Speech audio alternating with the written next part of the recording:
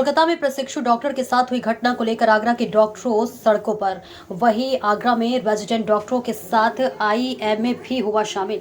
Agra IMA ने 24 घंटे के लिए की ओपीडी की बंद। परेशान रहे मरीज। एसएन मेडिकल कॉलेज के बाहर एमजी रोड पर बनाई गई मानव श्रृंखला। डॉक्टरों ने कड़े कानून की मांग की। मांग पूरी न होने पर और बढ़ेगी हड़ताल। हड़ताल को समाजसेवी और धर्म गुरुओं ने दिया समर्थन। साथ में आए।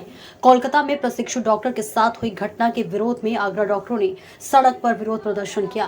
तो वहीं आगरा में कोलकाता की घटना को लेकर विरोध कर रहे रेजिडेंट डॉक्टरों के साथ आईएमए भी शामिल हो गया है। आगरा आईएमए ने 24 घंटे के लिए ओपीडी बंद कर घटना का जमकर विरोध किया। डॉक्टरों ने कड़े कानून की मांग करते हुए एमजी रोड पर मानव श्रृंखला बनाई। कहा कि मांग पूरी न हुई तो हड़ताल को और बढ़ा दिया जाएगा। उधर धर्मगुरु व समाजसेवियों ने हड़ताल का समर्थन करते हुए साथ में आ गए हैं। बंटी ग्रोवर शांति दूत आगरा। आज आगरा में आईएमए के आह्वान पर जो एक राष्ट्रव्यापी बंद का आह्वान किया गया है, उसको समर्थन देने के लिए धर्मगुरुओं के साथ यहाँ उपस्थित हुआ हूँ।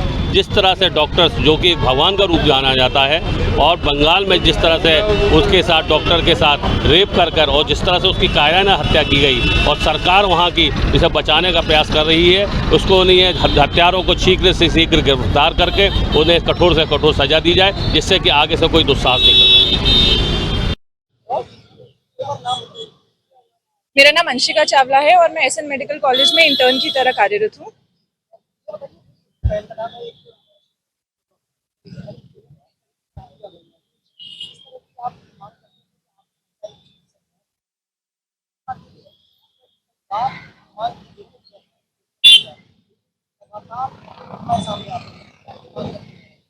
कि कलकत्ता में जो अभी घटना घटी है, बहुत ही शर्मनाक घटना घटी है। उससे सिर्फ डॉक्टर्स ही नहीं, पूरे भारत में सभी महिलाएं जो हैं वो थोड़ा इस समय डर में हैं। और मेरे हिसाब से जो हम ये मार्च और ये प्रोटेस्ट कर रहे हैं, स्ट्राइक कर रहे हैं, ये करनी चाहिए, बिकॉज हम उनके साथ खड़े हैं। कलकत्ता के जितने भी डॉक्टर्स हैं, पूरे इंडिया भारत के जितने भी डॉक्टर्स हैं, हम सब उनके साथ खड़े हैं।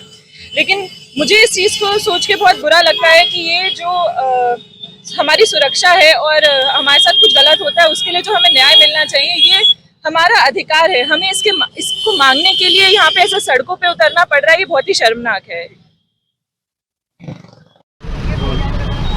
Reverend Anil Whelan, Baptist church Agra. ये जो घटना है बहुत ही दुखद है। इससे हृदय बहुत ही टूट गया है। हम जिस भारतवर्ष को अपनी एक शान समझते हैं, अगर उस भारतवर्ष में इस तरह के कृत्य होते हैं तो इसकी घोर निंदा होनी चाहिए।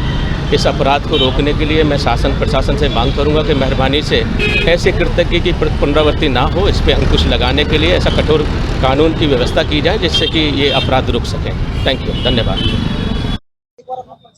मैं doctor Sandhya Jain, consultant pathologist to Agra. जी,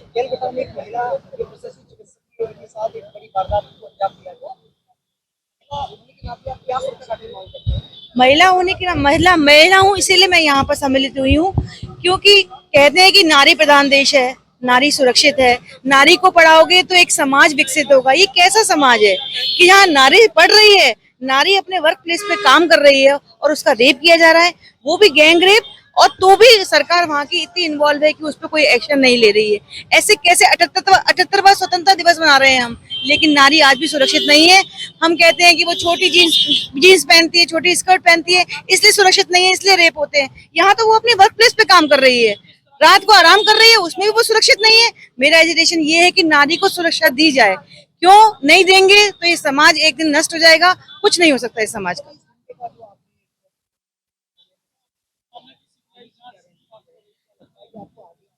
हम बिल्कुल, जब तक हमें समय इंसाफ नहीं मिलेगा हम करते रहेंगे ये।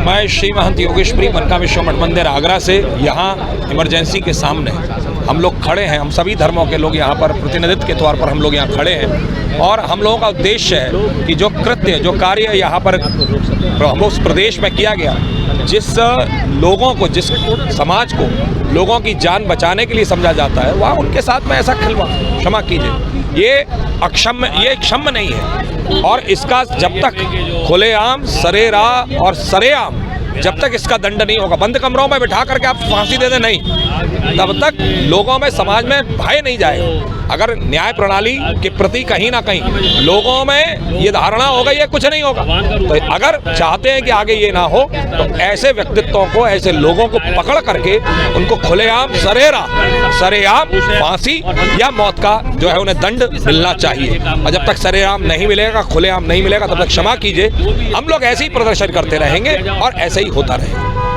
आशा ही नहीं, मुझे अभी तो विश्वास है अपने भारत की सरकार से, साथ में उस प्रदेश की सरकार से, साथ में न्याय प्रणाली तंत्रिका से, कि भाई आप लोग कम से कम खुलेआम सरेराह और सरेआम एक दंड देने का प्रयास करेंगे, जिससे कि समाज में एक उदाहरण प्रस्तुत हो और कोई भी आगे के समय में ऐसा कृत्य ना करे।